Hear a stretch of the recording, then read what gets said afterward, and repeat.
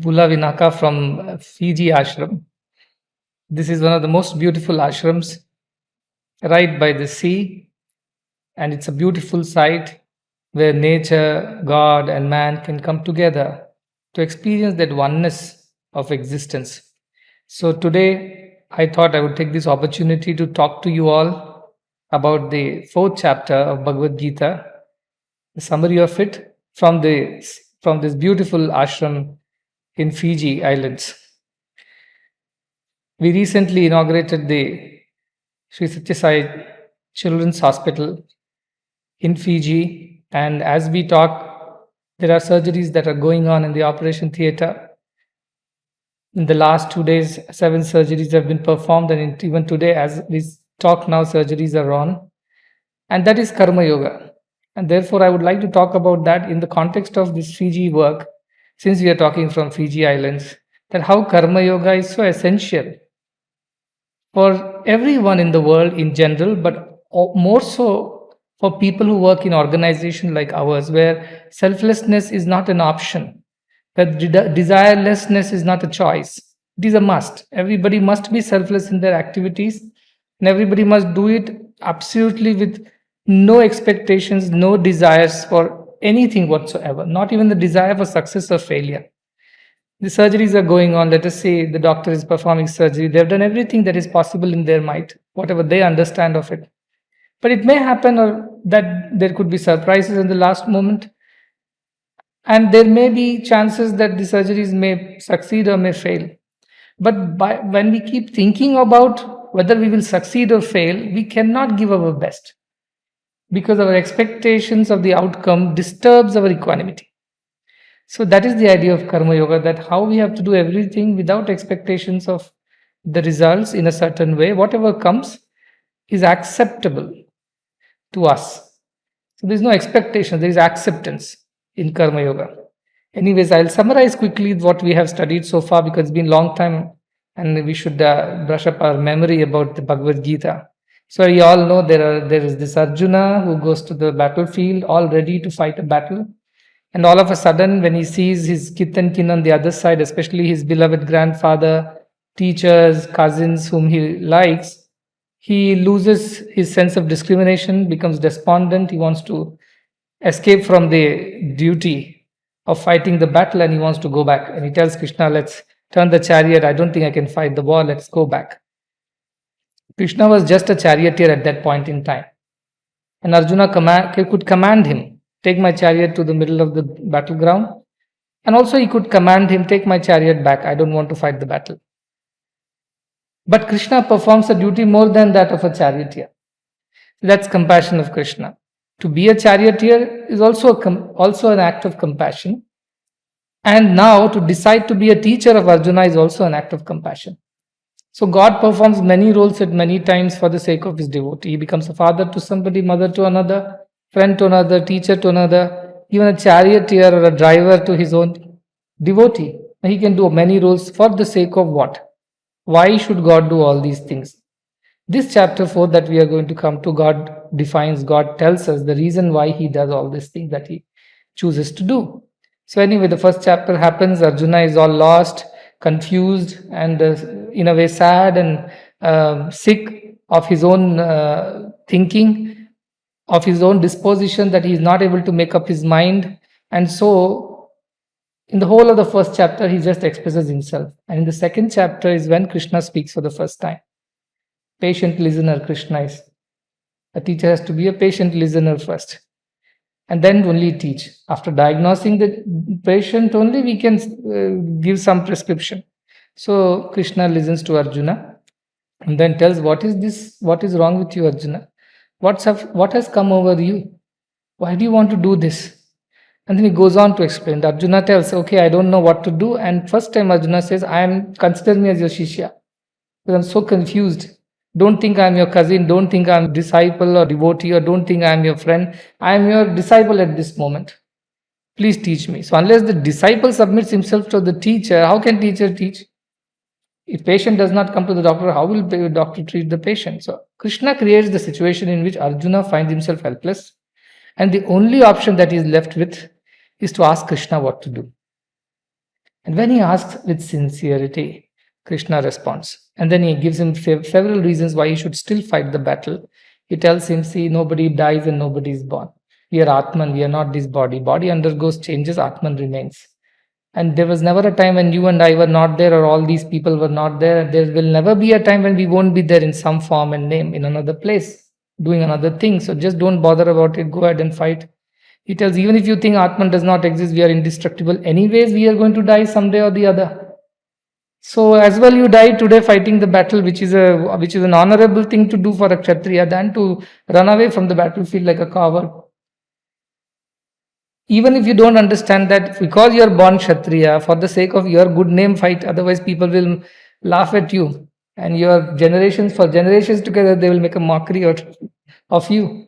So, Sankhya Yoga, analytical knowledge. Krishna is analyzing the situation and giving him various logic and reasoning to convince him to fight the battle. And also at that point in time, Krishna in the second chapter, which is kind of an essence of the whole Bhagavad Gita. Second chapter is so important, though it's called Sankhya Yoga. It is actually the entire Bhagavad Gita's summary. So that in that chapter, he also teaches him about Buddhi Yoga. He says, I'm going to teach you something about Buddhi Yoga. The first half is Sankhya Yoga and second half is Buddhi Yoga. What is this Buddhi Yoga? Buddhi Yoga simply means use your brains, use your intelligence. Don't simply do things out of emotions and attachments. Use some discrimination. That is Buddhi Yoga. And he teaches him at that point of time, for the first time, he talks about karma. What does he say? The first shloka that he ever mentions about karma is Karmanyevadikaraste ma phaleshu kadachana ma karma phalahetu bhu ma te sangostu akarmani. Your duty is only to perform actions, Arjuna, and not to worry about the results that are going to come out of it, whether those people will die, whether your people will die, whether you yourself will die in this battle. This is all secondary. This is not to be considered. First, think that you have to do your duty. This is a karma bhumi. No, we can't escape action. We have to perform our duty. So go ahead and discharge your duty as a Kshatriya, whose job is not just to save his family or fight for his own rights. He has to fight for the good of the whole society. Kshatriya's job is to protect everyone. So go ahead and fight this battle of dharma. So he first lesson in karma that Krishna teaches is do your duty without desires for the actions. You have no right over the results. You have only right over the action. This is the first principle of Karma Yoga he teaches. So what should you, just because we tell you don't be desirous of the fruits of the actions, it does not mean that you say that, okay, then I don't want to fight at war at all, because when you do tell me not to expect anything out of it, why should I fight? Krishna says, don't be attached to the action, don't be attached to inaction also. Just do action for duty's sake. That is the first principle of Karma Yoga Krishna teaches in the second chapter. The second principle he teaches in Karma Yoga is Yogastat Kuru Karmani Sangam Tat Tyaktva Dhananjaya Siddha Siddhayo Samobhutva Samatvam Yoga Uchyate. Now he takes from karma, the principle of karma, he takes into Karma Yoga principle. The first principle, Karmanyevadikaraste, is karma principle. How should you perform an action? Do action for action's sake, not for the sake of result. Don't be attached to action, don't be attached to inaction also. Just do your duty. Next he tells, but when you do this duty with the right attitude, it becomes yoga, karma yoga. What is yoga? Yoga is that which kind of yokes you to something. Yuj is the dhatu from which yoga word has emerged. To yoke something to something else, to merge, to join. This is the idea of yoga. So when our individual intelligence joins the divine intelligence, we become, as in Kathopanishad, it says, Mahati Atmani, Jnana Atmani. We rise beyond our Jnana Atmani and it goes and becomes the Shanta Atmani. That is the principle. The individual intelligence merges in the divine intelligence. That is yoga. Then you don't act. The divine acts through you. You only become an instrument, a puppet in the hand of divine. So that is the idea it tells you. Yogastha Kuru Karmani. Establish yourself in this idea of yoga and then do your action. How should you? Sangam Tyaktva Dhananjaya, without having any attachment either to action or the results. That is yoga. Without attachment to action or its results. Earlier shloka, without attachment to action or inaction. Now without attachment to action, inaction or the results, whatever comes out of it. And siddha asiddha samobhutva. Whether something positive comes out of it, you succeed or you fail, take both as equal. Why? Because equanimity is true yoga. See, if after doing an action we are unable to be equanimous, during the action we are unable to be equanimous, And before the action, we are unable to equanimous. That action is not a yoga. It's only karma, which will have karma bandhanas later. So I always tell people before undertaking an action, during the action, and after the action, your state of mind should be same. So your state of body may be different. It is working, then it is resting, or whatever. But your state of mind should be the same. Before taking an action, during the performance of the action, and after the end of the action, your equanimity should not get disturbed. That is the measure, that is the principle or parameter to understand whether you have become a karma yogi or you are still doing karma. You remain unchanged throughout the process of performing the action, right from the initiation till its completion. You are not affected. So that is what is karma yoga. It's swamatvam yoga uchyate. That equanimity is true yoga, and that equanimity born out of right kind of action with the right attitude is yoga, karma yoga. And therefore, using the same principle in another third shloka, there he says, Buddhi yukto jahatiya ubhe sukruta dushkrute. Now use this buddhi, discrimination, that when I perform the action, am I getting disturbed by it? Disturbed by the desire for the results? Disturbed by the anxiety that will come out of it, that whether I will succeed or not? Am I getting disturbed? If I'm getting disturbed, then I'm not performing it karma yoga way. I'm getting, my equanimity is lost. So finally concludes, Krishna tells Arjuna, you have to perform your duty, no doubt about it, but buddhi, use this discrimination and then perform. Whether it is good or bad, later. Ubhe sukruta duskrute. Give up both the ideas of right, wrong, good, bad, positive, negative, success, failure, dualities. Give up. Just use your discrimination and think whether what I'm doing is in the right way or not. That you use. And he says that Tasmat yoga yujyasya. With this idea of yoga, go and fight the battle. Yoga karmasu kaushalam. Because only then you can perform this action with perfection. The moment you have desire or attachment, I want to do, I don't want to do, or I want this result out of it, I don't want that result out of this particular action, you can't perform the action to the very best of your abilities because you get attached, your mind gets disturbed, and you can't give you 100%. You try it out anywhere. You try it out when you have any little desire or any anxiety, you can't give your 100%. Your 100% perfection in action comes only out of equanimity. When your mind is absolutely in the state of equanimity, you give your 100% there. Why these great people are great? Because they merged their mind in the divine mind by constant practice of devotion, surrender, or whichever way. And therefore, whatever they do is done by the divine. And so it's always perfect. It's never an imperfect action by a divine person. I keep listening to the songs sung by these bhajan boys. And I hear the songs of great devotees, Purandardasa, Tukaram, Mirabai. And I think, what beauty of that devotion in those expressions. It's not human. Let's go back to our Fiji hospital for a small deviation. Anybody who comes there and says, this is not human. I was telling how complicated things can get. I tell them to build a hospital, not a clinic. Then I tell them to build a tertiary care hospital, not some secondary or primary health center.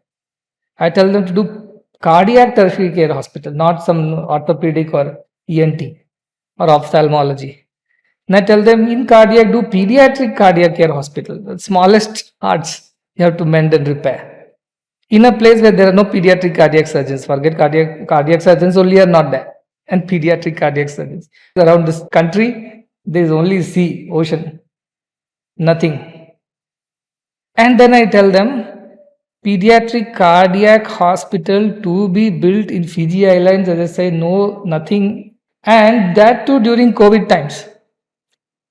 You have to get people, money, material, methods, everything has to be borrowed from elsewhere. And the borders are closed. The one who comes in cannot go out. The one who goes out cannot come in. And they build the hospital. And it opens. And surgeries are going on. You think this is human? Unless you surrender your entire will to the divine will, saying, not me, you, it's not going to happen. Nobody does it. And most of all, this is absolutely free of cost.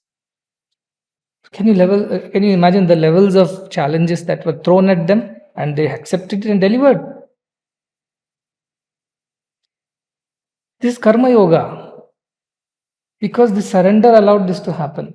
The divine will to flow and perfection happen. And this is one of the best facilities in the world that we have built, at least that I know of or I have seen. It's beautiful, aesthetically, functionally, it's as needed, appropriate, state of the art, and it's so timely. Within the allotted time, it was all done. This is Karma Yoga only. Everybody sat here and did what was supposed to be done, and today it's ready.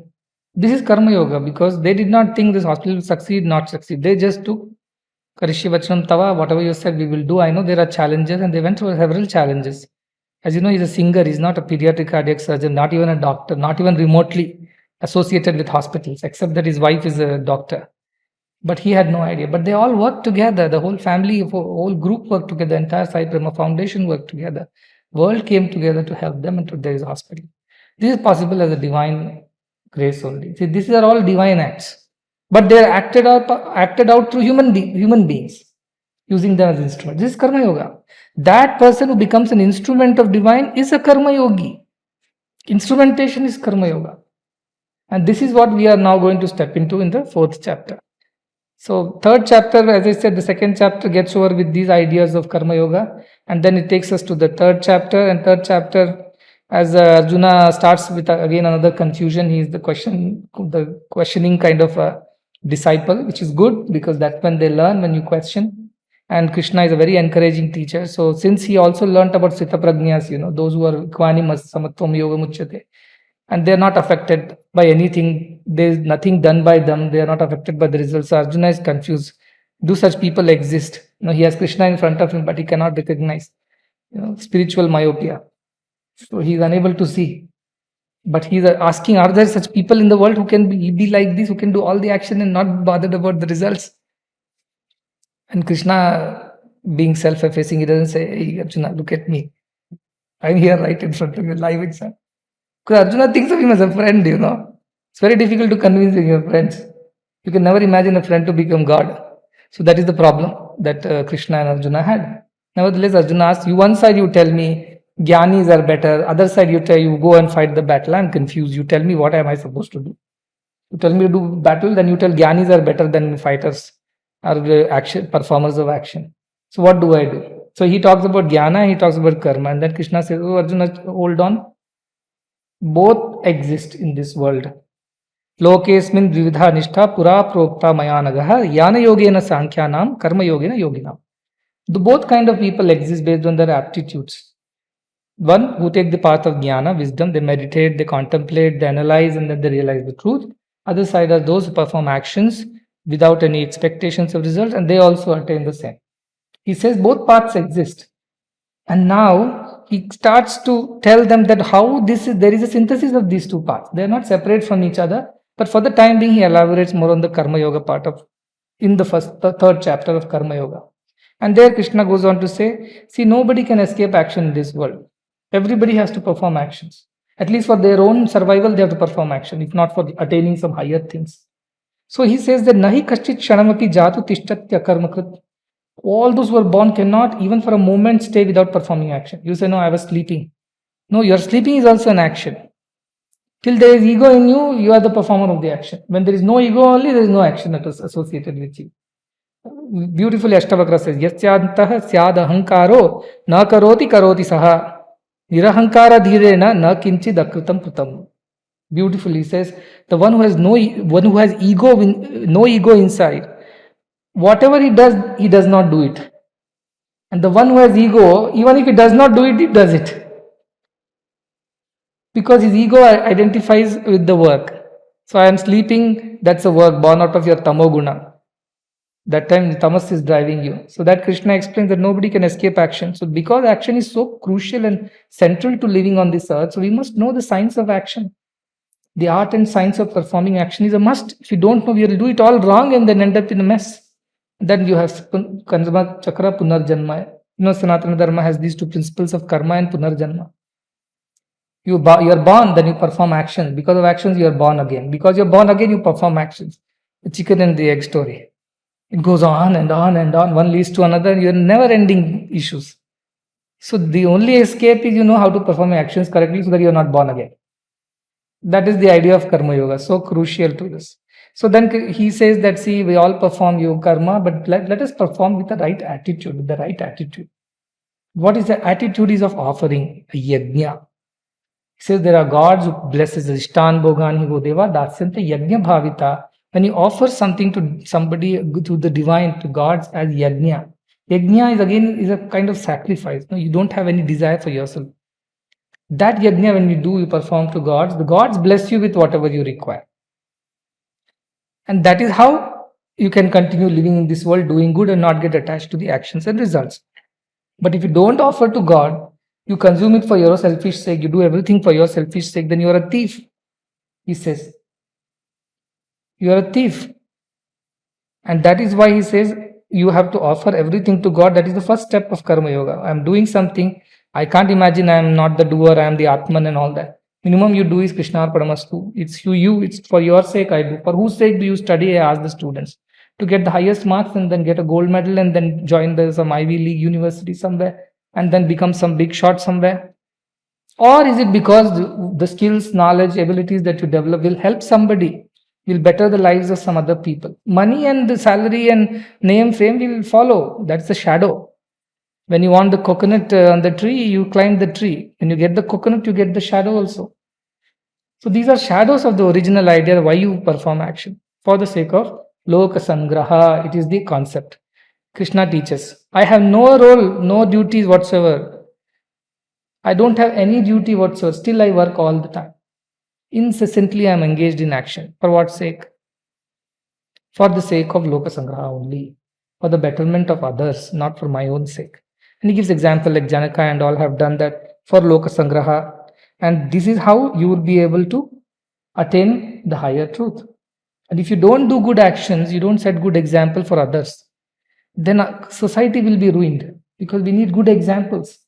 And for that sake, you must perform action. You are a Kshatriya, you run away from battlefield, it's a bad example. And somebody asked me, what is the best seva you can do? I told them, just be a good example. Be an example to others. That's the best seva you can be. And who is the best example? Who is Atmanneva Atmana Tushta Sthita Prajna. The one who is satisfied within himself and is a Sthita Prajna, his intelligence, his equanimity is always there, steady. He's the best example. He can perform all the actions but remain steady and equanimous. So that kind of example you become. He said, Yada chariti shrestha tatat deve tarojana. Because as noble people perform actions and do set examples, the other people follow them.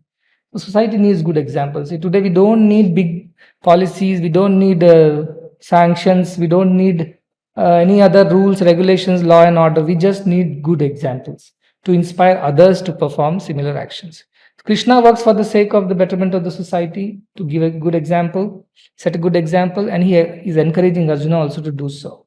That's all is your role. You are a singer, be a good singer, a devoted singer who will inspire devotion in the hearts of listeners. If you're a good teacher, be a good, very good teacher who will inspire students to attain wisdom, and that knowledge will help them to help others. Anything, you're a policeman, be a good policeman. You're a doctor, be a good doctor. Do everything for the sake of setting an example for others. That is the idea of Karma Yoga too. So he says only those people, all others, who are performing actions in a way other than this. That is, they are performing with the idea of results. They are performing with a selfish motive, not offering it to God. Or they are performing not for the betterment of the society, but for their own betterment of their own selves. All those people are bound by actions, and their reactions will be sooner or later experienced by them. But only those people, Atmanyeva Santushtasya Tasya Karyam na Vidyate, the one who is satisfied within oneself, established in the self, that I am divine. For such a person, no action occurs. So, do you mean they are always sitting quiet and doing nothing? No, they are super busy. But they are not doing anything. Everything is being done through them. Because the divine does everything for them. They are just instruments, expressions of divinity. That happens through them. They don't perform. And then he goes on to say that all the actions in the world are performed by the gunas. Prakrite kriyamanani gunani karmani sarvashaha. Ahankara vimudatma kartaham iti manyate. Foolish people think I am doing the action. But truth is that the action is being performed out of the guna. Guna are the basic qualities that we are born with, which have accumulated in us over several births and associations and work. You think of it. There are surgeons, 4 surgeries a day. Each surgery takes 2 to 3 hours. It means they have worked for 10 to 12 hours continuously in such an intense way. Even if I tell you to watch 12 hours of an entertaining cinema, you can't watch.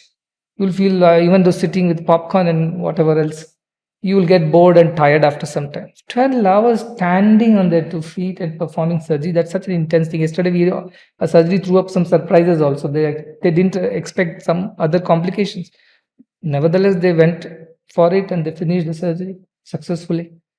How can a surgeon stand for 12 hours? When I asked our Dr. Sean, who is the surgeon, Dr. Sean, he's another karma yogi by himself. So I asked him, hope you're getting some rest. He simply said, it's your energy. You give us the energy. He is not attributing, yes, I am, what, I have done so many surgeries. This is a left hand work for me. There is nothing big about it. I can do 8 surgeries. Never said like that. He simply said, your energy works through me. Your energy means not physically my energy, the divine energy that permeates everything. Ishavasam, idam sarvam. That energy of the divine works through me, he said. He is instrument, he is karma yogi. So when the action happens like this, when he attributes it to the divine, the results also should be attributed to the divine. So success will also be attributed to the divine, and in case there is a failure, that also goes to the divine. That is the idea of karma yoga. See, we are seeing people around us doing it right in front of our eyes. So that is what he tells, and he says that you understand that we are all born with certain gunas, and your guna is Kshatriya. Means you are a warrior clan, you are born as a warrior. You can't escape. That's why Ramakrishna Paramsa tells Vivekananda. Vivekananda goes to Ramakrishna and says, please bless me with that one more kick you give me, I want to experience that bliss. So Ramakrishna laughs and says, no, I'm not going to do that, you are being very selfish. He says, no, but this is the ultimate, I don't want to anything else, I just want to experience the Brahman's bliss. He says, nothing doing, you have to go around the world and give talks about Vedanta. Vivekananda says, no way, I'm not doing that. And Ramakrishna says, your bones will also speak. What do you say that you don't want to do? Even your bones will speak, he says. And true to his words, it happens. Because the guna is there. It won't allow. If I have sattva guna, it compels me to do good to the society. If I have rajo guna, it compels me to be involved in tremendous action and passion. If I am tamo guna, heavy in my qualities, then I'll always be lazy and lethargic. Do what you want, but I won't move around. So these are we all have balance of this, so we live our life. We need tamo guna for sleeping, we need rajo guna for action, and sattva guna for seva and spirituality. When there's a combination, everything is fine. But the moment the combination gets disturbed and one powers the other, then there is a disturbance in our action. So he says, understand the concept of gunas. Your guna is Kshatriya guna. You'll have to perform this action. And he says, it's better you perform the action. Swadharme nidhanam shreyam paradharmo bhayavaha. It's better to you act like Kshatriya because you're born as Kshatriya. It's better you do your duty than to act like a sage. Oh, I want jnana, I don't want this battle. Because you actually don't mean it. Your gunas won't permit you.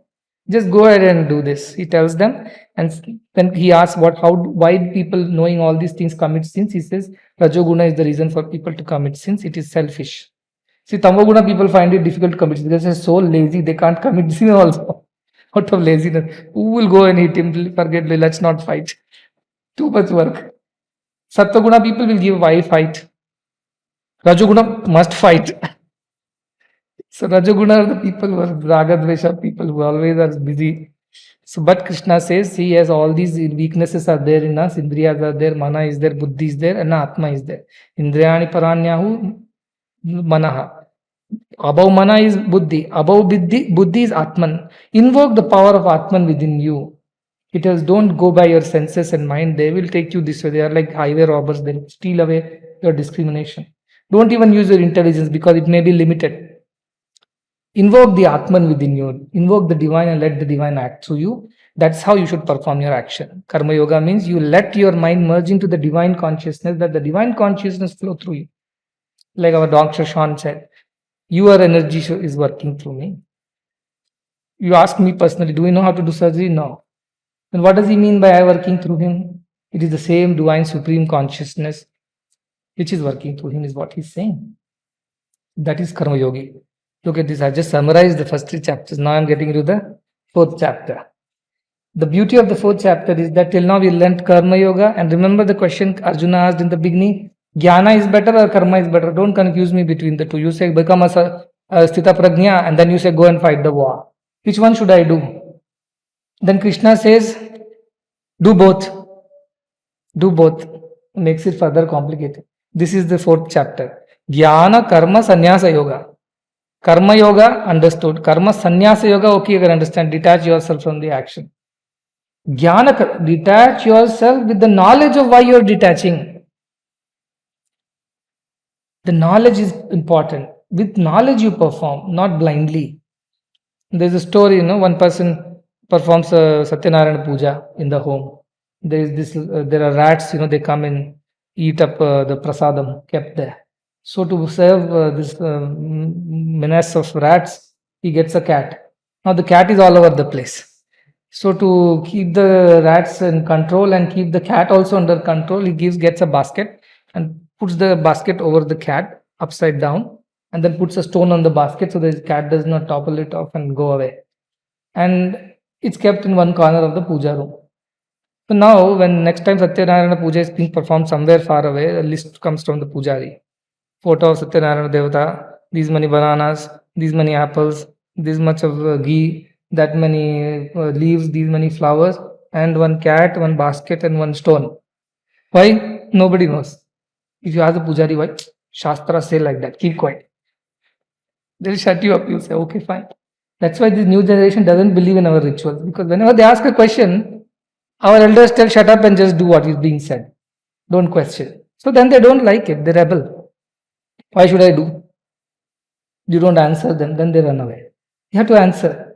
They have to explain, no, it is not necessary now.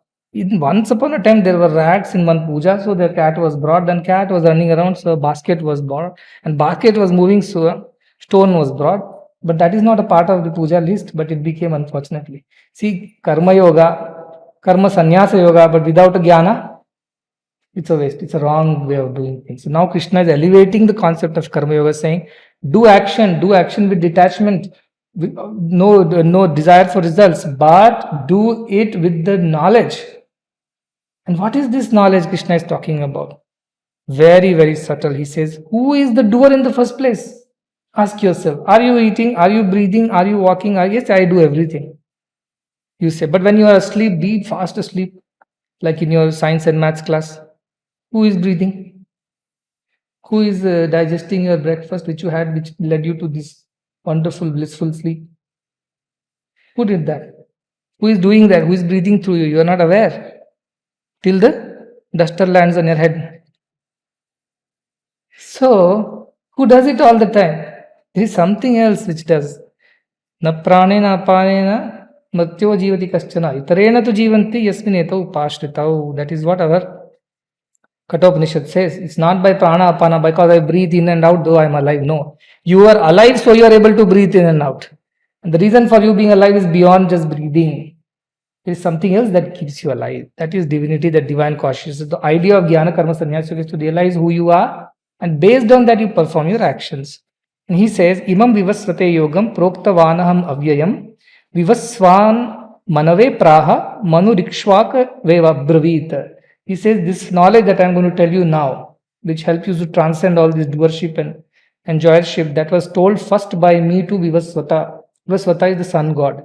And Vivasvata told to his son, S-O-N this time, Manu. He's called Vivasvata Manu. In India there is a timeline. You have yugas and mahayugas, then there are manvantaras and kalpas and things like that. So in this manvantara, the Manu is called Vivasvata Manu. So that is a discussion for another time. There are how many years in a yuga and things like that. So this particular Manu learned this from the sun god. And then he taught to his descendants of Ikshvaku dynasty, that is the sun dynasty. Very popular. Ikshvaku, Rama is from Ikshvaku dynasty. And this is how this was passed on, he says. Then in the second shloka he says that Evam parampara praptam imam rajarshayo viduhu sa kale neha mahata yogo nashta parantapa. This is how as a parampara, para, apara. Para means higher, apara means lower. That Guru Shishya parampara. From a higher person or higher person of higher wisdom, the wisdom flows to the lower person. So this parampara came unbroken for a long, long time. But in the recent times, this has been, kind of disturbed or destroyed, and this knowledge was lost because of this parampara did not continue, he says. See, parampara is so important. When I tell about our institutions, what we are doing, university is here to create teachers. These students who are becoming teachers are being created by their previous teachers.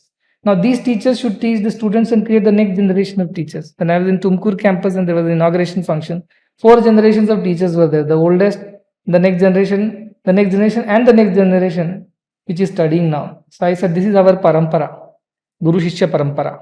And he says, in Shikshavalli, Guru tells the Shishya, so don't break this lineage of Guru Shishya, this learning and teaching. Don't you give it up. It is very important that we keep up this. See, even Krishna suffered. He taught it, he says, but on the way it got lost. People didn't learn from each other. Why they didn't learn from each other? There was not a good guru nor a fit disciple. That's why when Nachiketa goes to Yama and tells, teach me about that which is beyond death. And the Yama finds all reasons why he should not teach and tests him thoroughly, and then finally he says, Satya Dharmaya. You are a Satyadhriti. You are very resolute in learning. I've never seen a disciple like you. I'm so delighted. I am going to teach. And also Nachiketa tells him that only if somebody like you speaks can I learn. Because this knowledge is so subtle, Yama says. Nobody can learn. A good guru has to be there and a good disciple has to come together. So looks like you are a long time in the lineage of Ikshvaku or whichever dynasty. There are not many disciples who are fit enough to learn this transcendental knowledge, and therefore this knowledge was lost. And now comes, he says that this is the knowledge I am going to teach you. And why do I teach you? This is also very beautiful. He says, Sa evayam mayate adya yoga prokta puratanaha bhaktosi me sakha cheti rahasyam hyeta uttamam. He says, I am teaching you this old knowledge because you are my friend as well as a devotee. See, God also doesn't teach just like that to anybody. Who is a friend of God? There are many kinds of bhakti. Navavidha bhaktis are there.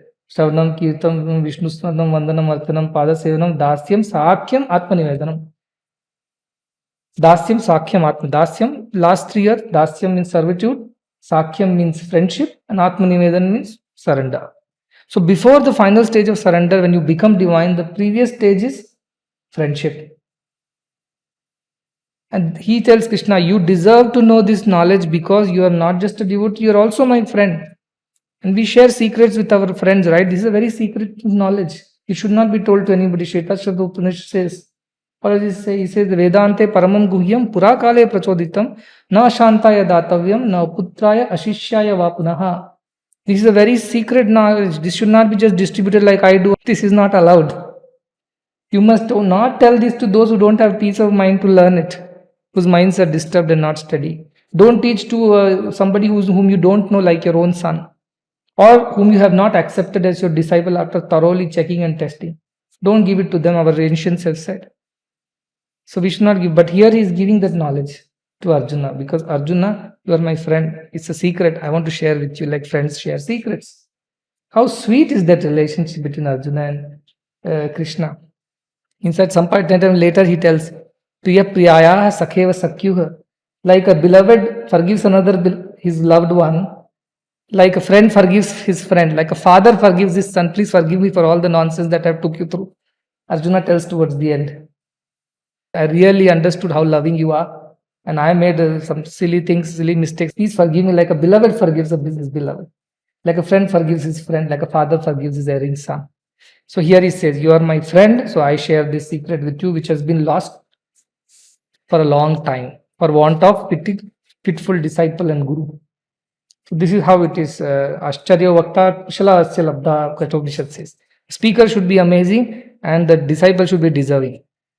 You see, so that is the beauty of this. Both have come together. But Arjuna, the question starts, Krishna, I thought you were born in this Dwaraka and Mathura, and you are saying that you taught this to sun gods. As far as I know, sun god has been there for even now 5 billion years minimum. Sun has been there, solar system has been there. So were you born 5 billion years ago? That's not true. So Arjuna starts. Look at Arjuna's questioning. Only a friend can ask such questions to another friend. So, aparam bhavato janma param janma vivasvataha kathame tadvijaniyam tomado proktavaniti. You were born later. The vivasvata means the sun god was born earlier. Then how are you saying that you taught that sun god? Because he's still thinking of Krishna as his friend from Gokula, then Mathura, Vrindavan, his cousin. He is not realizing that Krishna is the super consciousness, whatever you call Brahman himself. So Krishna must be smiling in his heart of hearts, but still he tells him very sweetly, Arjuna, bahuni me gatitani janmani tavarcha Arjuna, tanyam veda sarvani natvam veta parampat. We have spent many lives together. We have born again and again. This is not the first time you and I are meeting here. We have a long relationship. I know all of them. You don't know. Then one may ask question, oh, so was Krishna born earlier as Rama? Is that what he meant by born again? But when Rama was born after the sun god came. You don't get into this kind of questioning. What Krishna means is, I taught that Vivasvata the first as the Brahman himself. How did our yogis learn all these things? Were they having teachers? By simply absorbing their minds into the super mind of the God, they learnt everything. We have that communication, no? Para, Pashyati, that para communication. When you sit down, meditate, it reveals itself to you. Even Kathopanishad says, it reveals itself. You don't have to ask for it. It doesn't come telling you. It just reveals to the deserving person. So those yogis to the sun god. And sun god is such a good example. He's the best example of karma yoga. Can you think of anybody a better karma yogi than the god, sun god? Every day he rises, burns himself out for the sake of welfare of others. He gains nothing out of it. He knows if he is there, the solar system is there. The planets will go around, driven by whatever the forces that govern them. If sun disappears, it burns out or moves even a little from its position, everything will be a chaos in the solar system and the galaxy. So he has to keep doing what he has got to do. Not for a moment he can stop working. We might go to sleep in the night, but sun is still burning on the other side. That is karma yoga. So he says, I taught this karma yoga, and I'm sure he has taught. Otherwise, sun god could not have been such a good karma yogi. He must have learned from Krishna. And the karma yoga is going on even today. As we sit and talk, sun is burning somewhere himself out for the sake of betterment of the world, for the sake of the protection of others. What an example. I always give the example of sun god. So that is the idea. So he says that we have been living before also. It is not the first time. I know all of it. You may not be knowing, that is your problem. But I teach you as a friend. Such a sweet relationship. Then he says, very important. Here is one, he starts revealing who he truly is. He says, Ajopi sanna vyayatma bhutanam ishvaropi san prakritim swamadhisthaya sambhavami atma mayaya. Though I am unborn, though I am indestructible, though I am the Lord of everything, everyone, yet I manifest myself through Maya Shakti in a form and a name in a certain place. So first time he is revealing to Arjuna, I am not just Krishna whom you know as your cousin. I am the same divine supreme Brahman who has used the Maya Shakti, the creative power, to manifest as this Krishna in front of you. But I have been here forever. I am never born. I never die. I am always divine. I may look like undivine at some times, but I am always divine. Maya makes you think like that. Teliyaga tarma narula kanugana vasma param tapo nidulakaina brahmakunaina says. Can anybody know his true divinity? Even the yogis have failed. Even Brahman doesn't understand who he is like that. Brahma, not Brahman. Brahma doesn't understand who he is. So that is the yogi Krishna is. So he says that by Maya Shakti, and we know in Aitareya Upanishad how Brahman was there and there was nobody to know. And then he thinks, let me create. And then he creates, things becomes Ishvara. And from there he creates, Maya Shakti comes into picture. Then comes the creation, he becomes the Hiranyagarbha. Then comes Virata, and from there comes the Jivatma. So the process that Aitareya Upanishad says so. So he created himself out of himself.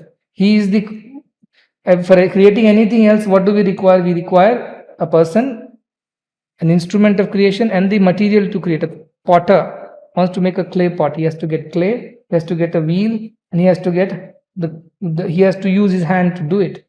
So we have Upadana Karana, Nimitta Karana, we call it. The doer, who is the instrument and the material. But here Krishna says, I have created out of my own Maya Shakti, my own self I have created out of myself. Yatha urnana abhisrijate grinate, like the spider that creates the web out of its own self, lives in it, swallows it, and moves on to the next place. Mundaka Upanishad. That is how Krishna has created himself out of himself through the Maya Shakti. And now he appears to be a man with a flute, running behind gopikas, chasing cows. But he's beyond that. That's what he's trying to tell. That's a beautiful. And then he says, why do I come to this? Why do I do this? Yada yada hi dharmasya glanir bharata abhyutthana dharmasya tadatmanam srijamyam. Whenever the righteousness is in decline and unrighteousness is increasing, in order to set the balance right, I manifest again and again. Yuga, yuge, again and again I come back to set right the equilibrium of right and wrong in this world. Dharma samsthapanarthaya, to establish dharma, to establish peace, harmony, love in the society, I must manifest myself again and again. Sambhavami yuge. So he says, this is why I come here again and again. Not one yuga, 2 yugas. Every yuga I come whenever there is discipline is lost and people are losing their moral rectitude and they are going the evil ways. I come to establish dharma. Sometimes I punish the evil, but today where do I punish the evil? Tell me. Everybody is bit evil, bit good. So today all that is within ourselves only. So what is the dharma? Krishna is asking. Atma dharma, swadharma. You are divine. To teach you that you are divine, I am here. It's no more about kill those evil doers and save the good ones. It is simply to establish that you are divine. Believe that you are divine. That is the ultimate dharma that Krishna has come to establish. So this is how he says, and then he says, so now before this Arjuna asks the next doubt. Oh, so you are also born again and again, you also have some karmas like me?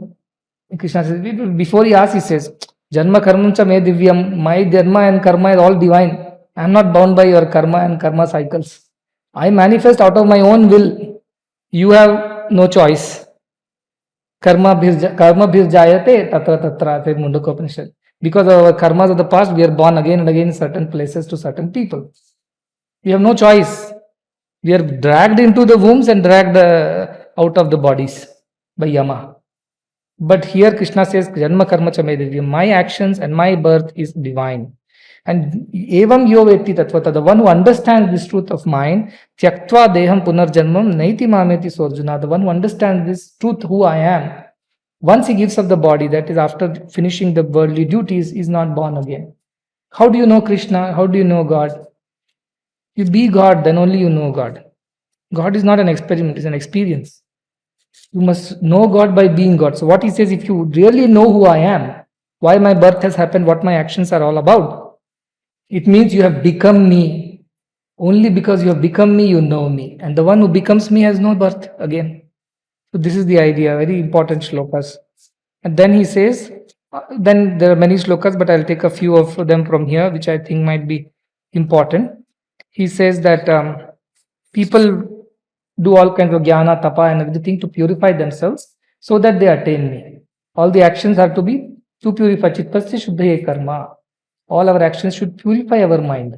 Any action that is taking us to impurity or taking us away from the divine goal, this is not a good action. We must shun it.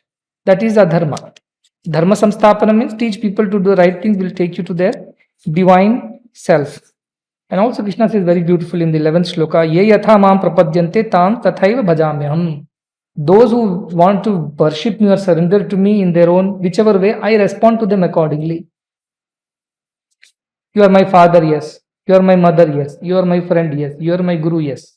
Whatever you think I am, I become that. You are my enemy, yes too. Ravana Rama became the enemy. So, whichever way you think of me, I respond like that. Krishna tells Arjuna, you think of me as a guru, now I am responding to you as a guru. You think of me as a friend, I will respond to you as a friend. So God is just reflection, reaction, resound. Whatever we think of him, he becomes that for us. So there is no particular shape, name, attributes, form and rules and regulations for God. He is the most flexible, most easy, convenient thing on earth.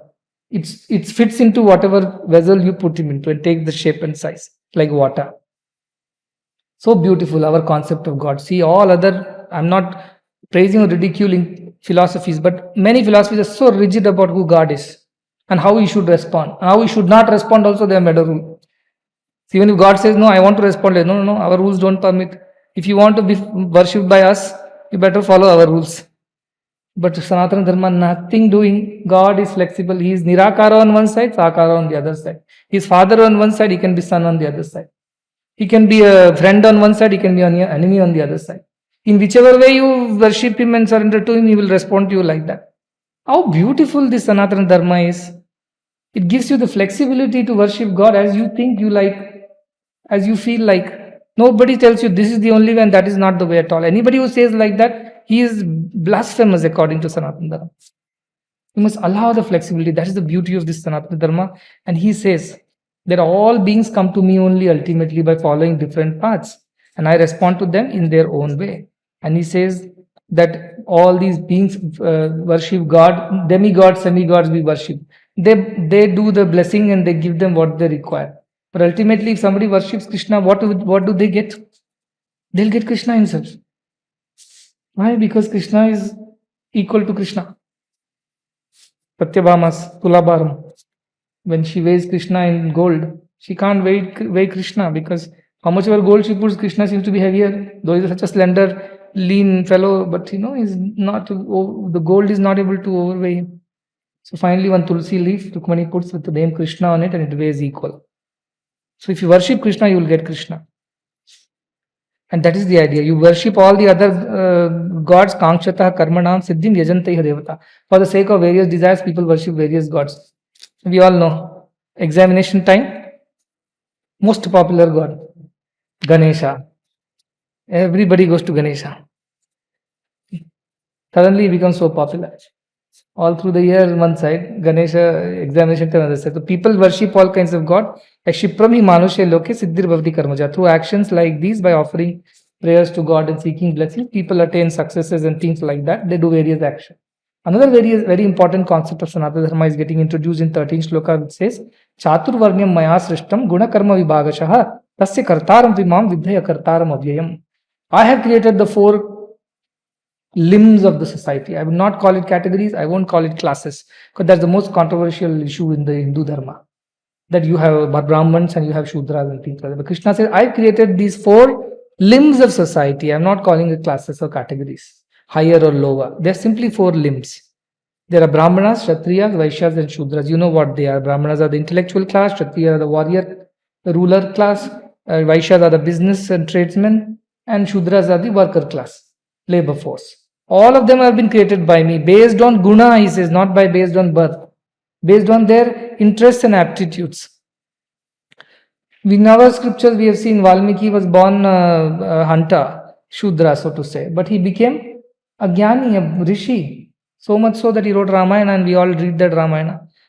Vishwamitra was born a king, Kshatriya, Kaushika, and went to become Vishwamitra, one of the greatest sages, Brahma Rishi. Even Vedavyasa was born to a fisherwoman's mother, but he went on to write all the Vedas and classify, and we all chant the Vedas. So where is this whole idea of categorizing people into higher and lower classes is a modern idea. But caste was never a word in our system at all. Varna was the word. But Varna means different types. Types does not mean superior and inferior. Types means a type. A rose is a rose and a lotus is a lotus. So how do I classify roses better than lotus? Everything has its own place in the creation. That's why Purush Suktam says, Brahmanasya mukhamasid, Brahu Rajanya Krita, Uru Tadasyadyaishyaha, Padhyam Shudro Jayata. From the same Purusha, the Virata Purusha of Aitreya Upanishad. From the face came the Brahmins, the intellectual class. From the hands came the Kshatriya, the warrior class.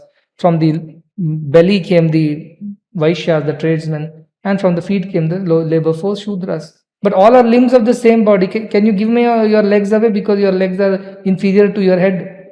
No, all are part of you. Therefore, everybody is equally important in our society, and we must respect this classification. At the same time, not differentiate or discriminate between them. That is very, very important from the point of Krishna. And he says, I am the doer of all these things, though I am the doer of none. I don't do anything, yet I am the one who has created this various limbs of the society for the society to grow and thrive. And what is the purpose of society? We all live together in harmony, help each other to grow towards God. I to we to he. I is individual, we is society, he is divinity. So this method I have created, Krishna says. Yet I am not the doer of any of these things. I am not the doer, he says. And very beautifully he says, Namam karmani limpati name karma phale spraha iti mam yobi janati karma vir nasa badhyate. Neither I have desires for any action nor any actions bind me. The one who knows this principle, he is never bound. I don't desire for anything, nor I have desire any actions, results or anything that I desire for. I have no such things. So I am not affected by any of these things. I am never bound. So you will say, you build the hospital, tomorrow if the child becomes all right, are you going to get punya? No. If something goes wrong, are you going to get papa? No. Both I don't attribute to myself. But unfortunately, the fools do both. If something good happens, they'll attribute to themselves, they get excited. And something goes wrong, they'll find some scapegoat around. Because of you. And some even weak-minded people, they blame themselves and suffer all life. I tell you, you must be very, very clear about action alone you can do. Results are not your problem. Actions you do perfectly. Yoga, karmasu, kaushalam. Do perfectly to the best of your ability, but don't develop desires for results. That will trouble you. And then you will suffer like this. So he says very clearly, I am not bound by all these desires. I may order 100 hospitals to be built. In those hospitals, thousands will be saved. A few may die also. Neither those who were saved nor those who suffer are attributed to me. I am very clear. Why? Because I am not bound by any action. I will do what is required. Yadayat kartum ayati tat krutva tishtati sukham. This is Ashtavakra says. Pravruttava nivruttava daiva dhirasya durgraha. To engage in action or to withdraw is not a problem for a dhira, the wise one. Whatever comes his way, he does it. Another beautiful example he says, like Shipta samskara vatena cheshtate shushka parnavat, like a dry leaf floating in the wind. It appears to be going on its own, but it is not going on its own. Whatever samskaras are there, they are taking it. Today I was watching, the ocean is there, no? The waves will come, they'll bring a dry twig, it will come floating till the shore, and then it will go back along with the wave. It looks like the twig is going up and down, but it's not doing anything. The waves are bringing him close to the shore and bringing it and taking it back. Appears that it is doing something, it's not doing anything. Likewise, I appear to be doing everything physically, mentally, but inside I am like not doer nor enjoyer. Ashtavakra tells Janaka, Dharma, adharma, sukha, dukkham, manasani nate vibho, na kartasi na bhoktasi, mukta evasi sarvada. This idea of dharma, adharma, right, wrong, and good and happy and bad, sad experiences born out of good and bad actions. None of this is you. This is all in your mind. Na kartasi, you are not the doer, na bhoktasi, you are not the enjoyer. So who are you? Mukta evasi sarvada. You are the free soul, self. You're neither the doer nor the enjoyer. This is not just karma yoga. This is Jnana Karma with the wisdom who you are. You're not the doer, you're not the enjoyer, you are the ever free self. That is the idea. And same thing our Ishvara says. 100 years you can live like this. Kurvanneveha karmani jijivishe shatagum samaha evam tvayi nanyate tosti na karma lipyate nare. If you live with this attitude, 100 years you live and work, no action will bind you. If actions don't bind you, then no birth and death and no more actions. So you are all bound by this. Why Jnana Karma Sannyasa Yoga is important? Because this wisdom alone can give us the right attitude to do the action. Otherwise, very difficult. So till now the action was do it perfectly, do it well. Don't desire for the results. Don't be affected by the results. Now we are saying who is the doer, who is the enjoyer. This is why it is Jnana Karma Sannyasa Yoga. This karma, detachment, dispassion is born out of the wisdom, jnana. That is the beauty of this particular chapter. So you have to understand the depth of what is being told over here. And I'll keep a few. Okay, he says this is how people were learning. The mumukshus, those who desired liberation, they work like this. And what is our true goal of life? Dharma, artha, kama, moksha. Everything that we do is to liberate ourselves. It should not bind us. It should free us. Actions bind and free. So how do we perform action depends on that. So this is how you perform action. From the ancient times, those who wanted liberation, they all performed actions with this knowledge. But they are not the doers, they are not the enjoyers. Then everything falls into its place. And then he goes about saying that people are confused about what is good action, what is bad action, and what is inaction. Let me tell you about it. Kim karma, kim akarmeti, kavayopyatra mohita. Even wise ones get confused. Should this action be performed or not performed? Which is binds or not, doesn't bind, it doesn't depend on the action, depends on the attitude with which you perform the action, the intention behind it. That is the key. Action is not the reason for our binding. Our attitude is the reason. Correct the attitude, don't try to correct the action. If attitude is right, action will automatically become right. That is very important, and we all have to attain liberation. So he says that there are three kinds of karma. There is a karmano hapi bodhavyam cha vikarmanaha, akarmanascha bodhavyam gahana karmano gatihi. I will teach you now about what is karma, what is akarma, vikarma, which is and what is akarma. Karma means action, good action. Vikarma means prohibited actions, and akarma means no action at all. Three types of actions exist. No action is also a type of action. That's what he's trying to say. And he says, wisest one, what is to be done, we all know. What is morally right, what is good for everybody, what takes you to your divine self, that is dharma. Use that as the good action. Whatever takes you away from your divinity, makes you selfish, makes you, more full of self-interest, self-centered, avoid all that, which is morally, legally not right, avoid all that. That is, we all know that. And what is akarma, no action at all. Some people will say, it means not doing anything is no action. No. Krishna says no action is much deeper than that. The one, he says next sloka, karmanya karma yah pashyed karmani akarmani cha karmaya. The one who sees action in inaction. And the one who sees inaction in action. That person is the wise one, he says. Imagine the plight of Arjuna. Krishna simplified. The one who sees action in inaction and inaction in action. He is the wise one. It means the one who is doing everything externally, but within that himself he knows he is not doing anything. That person alone is wise, he says. Who did it? I did not do it. But I saw you only doing it. Yes, the body did it. The mind did it. I did not do it. I as the self was just a witness. Na kartasi na bhoktasi. That is the idea he is telling. And he says the one who does like that in all his doing also, there is no doing at all. But spirituality is all about opposites. He is everywhere, he is nowhere. He is far, it is near. It goes far, it also stays in the same place. This kind of what you call paradoxes exist only in spirituality. Are you the doer? Yes. But I am not the doer also, I will say. So they'll get confused. But the truth is that fellow is a wise person. Ashtavakra says, no, Bhranta, they are called, as if people look at them as mad people. But only another mad person like him will understand his madness, he says. Antarvikalpa shunyasya bahi swachhandacharina bhrantasyeva dashatas tadrusha eva janate. So this is the idea that worldly people look at godly people as mad, godly people look at worldly people as mad. So only they know each other when they meet each other. So this is the idea. And main idea is that if you have ego, then you are the doer, even if you are not the doer. If you have no ego, you don't identify yourself with this person, body and mind, then even if you do everything, you are free from all.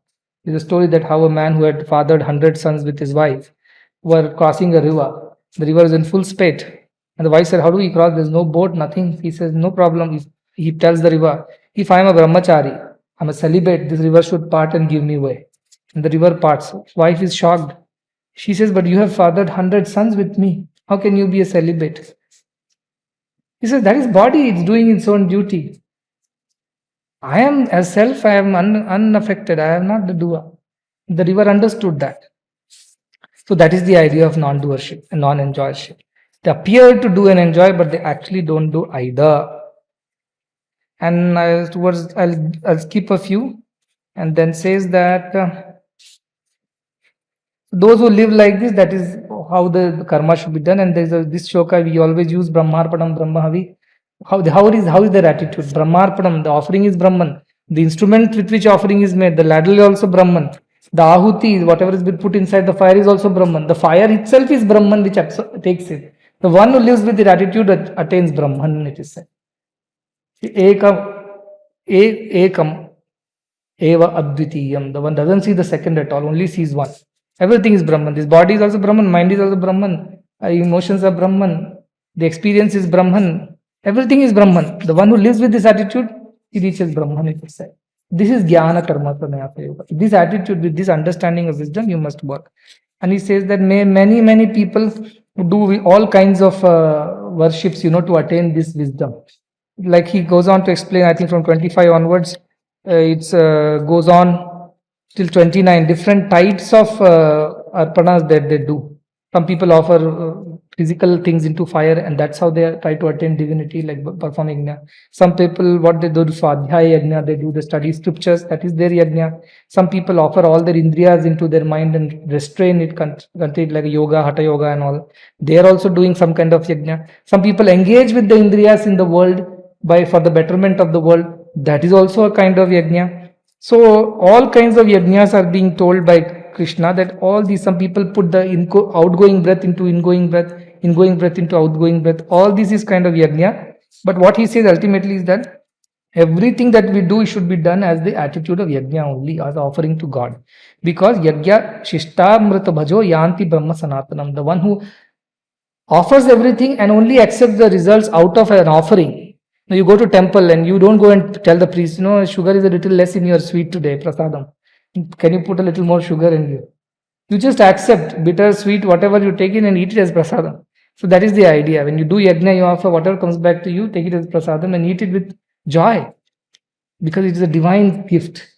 So everything, good, bad, ugly, everything is divine gift. The one who thinks like that, he reaches Brahman, they say. Who has no such a priorities, this is what I want, this I don't want. But those who don't have this attitude, this is a very important thing. Nayam loko asti agyasya kuto anya kuru sattama. He says, for those who don't have this attitude of yajna, they do things for their selfish sake. And he says that these are the various things which Vedas have told, whichever path you take, do it with the right attitude, with the wisdom of why you're doing. This is the main point of this chapter, which we go back again and again. And he says, the one who does this thing, Shreyan Dravyam Yajnat, Jnana Yajnat Yajna Parantapa. He says, rather than doing physical offerings, mental wisdom, Jnana Yajna is more important, he said. See, doing physical sacrifice is very easy. Purchase something from the market and put it in the fire and feel good about it. Give up your ego, give up your attachments, give up your likes and dislikes, give up your ideas and ambitions. Which is actually yajna, you tell me? Sacrificing a goat in the temple is very easy. Sacrifice your animal qualities? Nothing. Buddha was telling once, Buddha was going and a lot of goats were being taken to some kingdom for a great sacrifice. So Buddha asked, where are these goats going? So they are all being taken for a great sacrifice. They all will be cut and offered to the deity. Buddha said, let me see what kind of sacrifice and how. What. Then he goes there, he asks the king, why are you killing all these goats? He says, they will attain liberation. He says, don't you want to attain liberation? He says, then why don't you cut your neck? Why are you cutting that poor goat? Goat doesn't even want liberation. You want it. Why don't you chop your head and offer? You're chopping the poor goats. With dravya yajnas, no use. Jnana yajna. Constantly meditate on the truth. That is yajna. Every thought is an ahuti into that contemplative fire of wisdom. I am divine, I am divine, I am divine, I am divine. That yajna you do with every breath, soham, soham, soham, it's telling you in and out. Do that yajna. Don't go and purchase too many material and throw it into the fire. It has to be done for a certain reason. That is one part of it. That is the ritual. Ritual is not spiritual, I always say. Spiritual is that spirit which should be there. And how do we, so the next question, that how do we learn how to do this? He says, Tad viddhi paripatena pariprashnena sevaya upadekshanti te jnanam jnanina tattvadarshinaha. So to learn this kind of wisdom, you need a guru. You must go and fall at the feet of the guru with complete surrender and ask them the right kind of questions, not stupid questions born out of ignorance, but born out of great tapas and penance and great desire to know. Must go to a guru, he says, and fall flat at his feet, with completely surrender to him, and then they will tell you about these truths. Find a guru. Guru is so important in our life. That is why Shankaracharya always emphasizes on guru's importance of a guru. Guru kripahi kevalam. With Guru's grace only we can attain it. Krishna himself is saying, to learn this knowledge, please go and follow somebody, some real guru's feet, not guru who does not have, who has not experienced, who is borrowing the knowledge and telling you. Go to a guru who has experienced this. All others are acharyas. They are not gurus. Guru is the one who has experienced the knowledge. Acharyas are the one who can teach you from a text. Upadhyayas are there, acharyas are there, various categories of teachers are there. But guru is the ultimate, and Sadguru, Sadguru is not just experienced, is one who is always in that experience. Outside he may be busy doing 100 things. Inside he is always in this experience. Go to that person and learn from him. How should you learn? Completely surrender. Empty yourself of all your ideas, attachments, desires. Completely surrender and learn from them. That is what he is saying. And Shirdi Baba explains this shloka a little differently. He says, Upadekshanti te ajnanam, he says. They can only teach you about what is not real. What is real, you have to experience for yourself. That is how Shirdi Baba explains this shloka. Even if you go to a guru, he can't show you the truth. He can show you what is untruth. Truth you have to find for yourself. That is how he explains. So he says, if you know this, never again you will get into this attachment of the world. That's why the tasmin drishte paravareshi vidyate hridaya granthi chidyante sarva samshaya shiyante chasya karmani tasmin drishte paravareshi, says Mundaka. Your doubts are dispelled once for all. Your karmas are destroyed once for all. And all your this hridaya granthi, these knots of the heart, they call, that is avidya, karma and kama and karma. Ignorance leading to wrong desires, leading to wrong actions. This is cut asunder once for all. That is why Jnana Yoga, because Ajnana leads to all these wrong action, Jnana will lead to right action, right desires of moksha. So this is how it is. And then even the worst of the sinners, this is a very, very, very, what you call, for all the people, it's a very comforting shloka. Api chedasi papebhya sarvebhya papa kruttamaha. The worst of the sinners also, if they take to this path, sarvam jnana plavenaiva vrijnam santarishyasi. Like a boat that can carry the sinner and saint together to the other shore, this wisdom can save you. See, you might be the worst of the sinner, ajamila. Bhagavatam says, worst of the sinner. Last moment he remembers God and he is redeemed. Narayana, he says. And this knowledge can redeem you. Why? Because it's a jnana, it's like a fire. All your karmas are like seeds which are yet to sprout. Put it into fire and roast them, Ramakrishna Paramsa says. They become impotent. They cannot grow anymore. Likewise, Shiyante Chasya Karmani Tasmin Drishte Paravare. Once you know that highest thing, all your karmas are cancelled. What a great relief. Imagine, like COVID times, all exams are cancelled. What a relief. You pass. You pass. What? I didn't study at all. Doesn't matter. You pass. You have three kinds of karma. Sanchita karma, yet which we have created and yet to experience it. Agami karma, which we are about to undertake. And prarabdha, which is right now we are experiencing. Because we did sometime, we are experiencing now. If you know the knowledge of the self, your past karma, that what is there is destroyed, which are yet to bear fruits. The karma that you are going to perform will perform with the right attitude, so that karma phala is destroyed. Now, what you are experiencing, which is already in motion, you can't change that, but it gives you the ability to bear it. So, both and all three karmas in a way are reduced or destroyed. Even the worst of the sinner, papa kuttamaha, not papi, best of the papis, also are redeemed with this knowledge. He said. That's why he goes to say, yathai dhamsi samidnodni bhasmat kurute Arjuna. Like fire destroys all the wood that is put inside it and makes into this. Jnana agni sarva karmani bhasmat kurute. This wisdom, fire of wisdom, destroys all our karmas. What a beautiful relief. So for that sake, at least you do. And that's why he praises Jnana. He says, Nahi jnanena sadrisham pavitram he vidyate tat swayam yoga sansiddha kalenatmi vindati. This is why wisdom is so important. There is nothing equal to wisdom in this world. This wisdom of the highest self. Why? Because the one who's ready himself to attain this wisdom, sooner or later he'll attain it. What a relief. Kalenatmani vindati. What a hope for everybody. Even the greatest the sinners can attain the highest if they walk this path of wisdom. Go to a guru, surrender, repent for the wrongs, and learn what is to be done. And follow it implicitly. You are redeemed. Once you know this wisdom, immediately you are redeemed. It goes on to say, Shraddhavan labate jnanam. But who will attain this wisdom? Shraddhavan. Shraddha means absolute sincere devotion and faith. Great interest, intense interest in knowing this knowledge. Yamayavesha runate tena labhyo. The one who really wants it, gets it. The one who wants it, also this and also that, and nice to have it, but not necessary, they won't get it. He wants this and this alone. How it should be, like a man on fire, whose body is on fire of searching for water. Go and tell him, come, we'll see a movie, he will not come. Come, we'll have burgers, he will not come. He says, give me water, I want to jump into a pool. My body is on fire, my hair is caught fire. That kind of intensity, the one who has, gets it. So that is Shraddha.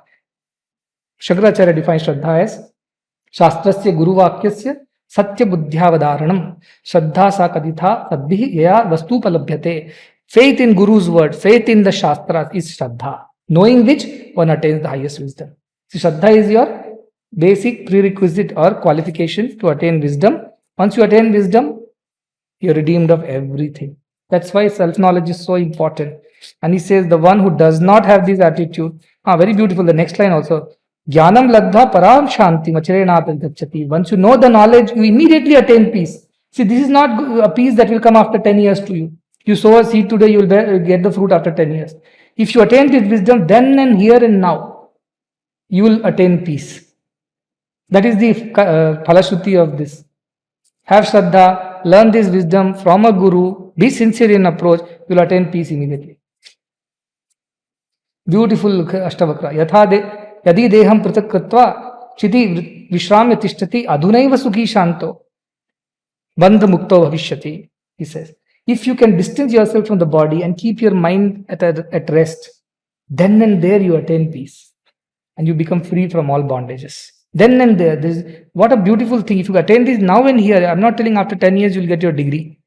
Here and now you can attain wisdom and peace. That's a beautiful. And he says, Agnyascha, Ashraddha Dhanascha, Sanchayatma Vinashyati. This we use Sanchayatma Vinashyati. Those who are doubting Thomases, they perish. Who don't believe in Guru, who don't believe in Shastra, who don't believe in this path of wisdom and spirituality, they're doomed. That's what Krishna is saying. So those who are ignorant and those who have no Shraddha, they are doomed. For them, Nayam Lokvasti na paro. Neither this world exists for them, there is peace, nor they will find peace in another world, and na Sukham. There is no peace for Sanchayatmana. For the doubting Thomases, there is no peace. In this world, in the other world, nowhere they find peace. They are always restless and disturbed. And then he goes, says, Yoga Sanyasta Karmanam Jnana Sanchinna Sanchayam. Using this yoga, karma yoga, the one who has renounced the actions and the results, desire for results, and attains this wisdom. This wisdom is like a sword, like a weapon with which you can cut asunder all the ties to this world. Atmavantam na karmani nimagdanti. The one who has established himself after cutting asunder all the bondages of the world, for him there is no binding of actions. This is what everywhere is Ashtavakra says. Dehabhimana pashena chirabaddosi putrakaha. It tells Janaka, for a long time you are bound by your body consciousness.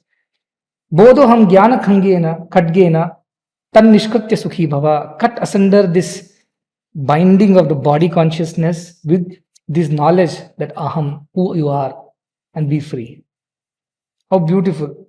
And then he says, tasmat jnana sambhutam ritsam Jnana sinatmanaha chitvainam samshayam yoga matittashtoti tishtha bharata. He says, using this weapon, cut asunder all their bondages of ignorance and be free and establish yourself in this yoga of karma, Jnana Karma, and you will never be bound. This is the Jnana Karma Sannyasa Yoga.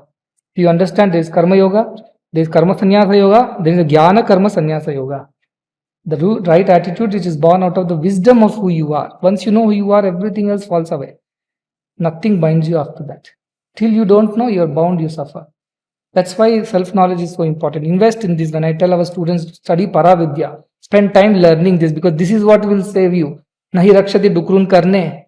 This is what will save you. Your math, science, arts will feed your stomach, but it won't save you at the end. This knowledge will save. So this investment will never go waste. Invest in your spiritual growth, spiritual upliftment. That investment will never ever go waste. All other investments today or tomorrow will go waste. What we do today becomes irrelevant tomorrow. Technologies change, knowledge systems change, the world order changes. We don't do the same thing tomorrow, so all our wisdom gets wasted. This one wisdom of the self has been the same 10,000 years back also it was relevant. Today it is relevant, 10,000 years later also it will be relevant. Because this is unchangeable, permanent wisdom. So invest in this. And best part is, as last time we learned, even Swalpamapyasya dharmas, even a little of this wisdom if you attain, prayate mahato bhayat. Greatest of the fears are removed, destroyed. Even little you attain. Neha vikrama nashosti. There is never an adverse effect. Never this effort is destroyed. You may think, I did not attain God in this birth. Doesn't matter. Whatever effort you have put, it will add on. It will accumulate. And it will help you attain that next birth. You know, a young man comes and hits a stone, it doesn't break. An old man comes and hits a stone, it doesn't break. A young man hits, it breaks. You may think a young man's power. But it's accumulated karma of many, many births. Many young people are great. Shankaracharya is there, so wise. How can you attain wisdom in 8 years, 10 years? No, it's not his 8 and 10 years. It is births after births of bahuni me vatitani janmani. Because of that, that has come to him. Arjuna has deserved this because of several births of penance. We all have deserved this opportunity because of several births of penance. But human birth itself is a great blessing. On top of that, finding a desire, developing a desire for moksha is the second blessing. And then finding the company of great people. Manushyatvam, mumukshatvam, mahapurusha samshaya. What more do you want? Krishna is saying that only. You're born as human. Develop desire for liberation. All your actions should be oriented towards that. And find a guru who is a living example of such life and attain wisdom. And with that wisdom will redeem you. Even of the greatest of the sins you have committed, even till this morning you have committed sins, by afternoon you are redeemed. How wonderful. And best part is that once you do that, your property changes. You can't go back to your old ways. So there is absolute foolproof methodology this is. No reversals possible. This is irreversible transformation once for all. All other transformations are reversible. You keep shifting between two states. Once you become God, you are God. You can't become human again. You behave like human, but with complete wisdom of who you are. So that is Jnana Karma Sannyasa Yoga. Anyway, this chapter ends here. The next chapter starts, which is Karma Sannyasa Yoga. You will think, from Jnana Karma Sannyasa Yoga, why is bringing it down to Karma Sannyasa Yoga? Because for everybody, this is not possible. It takes time. But nevertheless, you should know where you are reaching. Where you have to go, at least goal should be clear. But there are milestones to cover. So next chapter is like a milestone that you can cover on the way before you reach this wisdom. So truth is that karma, jnana, bhakti are not different from each other. They all are intertwined. Like a sweet, its weight, its size, its color, its sweetness, all this is together. You can't define it by one and not the other. Like that bhakti, karma, jnana, all are one. By tasting it, we know that it's all one. Fools will keep arguing on it. But the man of wisdom knows everything is one. We do all our actions with this wisdom that we are not the doers or enjoyers.